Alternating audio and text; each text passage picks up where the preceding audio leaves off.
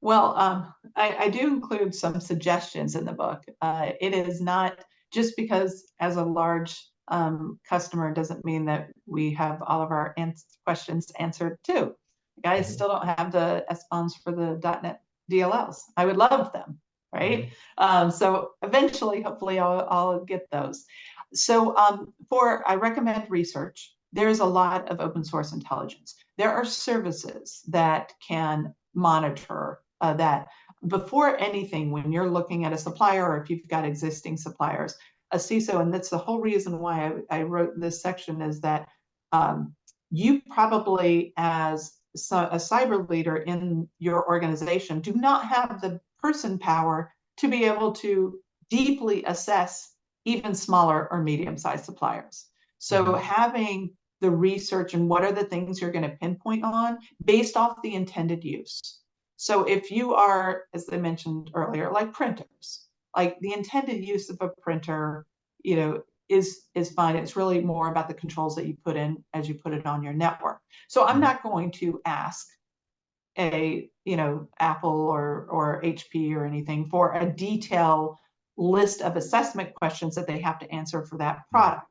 Now, however, let's say I am buying a product and I'm at a manufacturing site and want to buy it from a specific supplier, and it could have safety concerns or it could have this or that. Mhm. That intended use is much more different, and in that case, it is much more difficult for smaller suppliers to do it. So I recommend working with ISACs or other people in your peer groups to find this information out if they have it available. Overall, I find that if you go through the standard routes, sometimes that doesn't work. But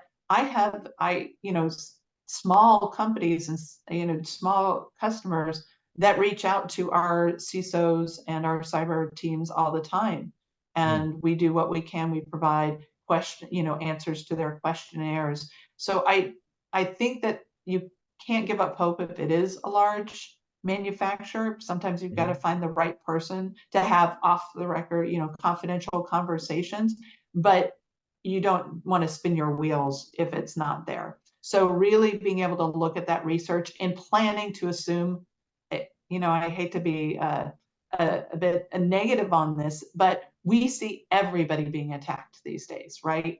Mhm. So you have to assume that maybe Teams is going to go down for a week at some point. Mhm. What are you going to do as a leader in your company? What are you going to do if this tool's not available? Do you have that? I know it's not really cool anymore, but for a long time there was a lot of disaster recovery and business continuity and things like that, and we need to get back into that habit. And that's why looking at your supplier and the resilience and understanding your plan, like what happens if they're not available for a week, a month, a day, a minute, what are you going to do and what's that in? And that helps prioritize how much time you want to spend with that supplier and how you're going to sort of jump through hurdles to try to get a hold of that Okay. supplier. No, good point. So we still need to stick to some of the basics of contingency planning and backup planning. I was Right. reminded of this a few weeks ago when I'm based in Austin, when our mobile phone network went down, and actually That's right. across a big part of the US mobile, I had family relatives in different parts of the country that lost cell coverage, and you kind of took for granted being able to map it or get the weather or do anything. Mm-hmm. Take for granted. So in a business sense, it's probably even more important to have those backup plans in place. So Yes.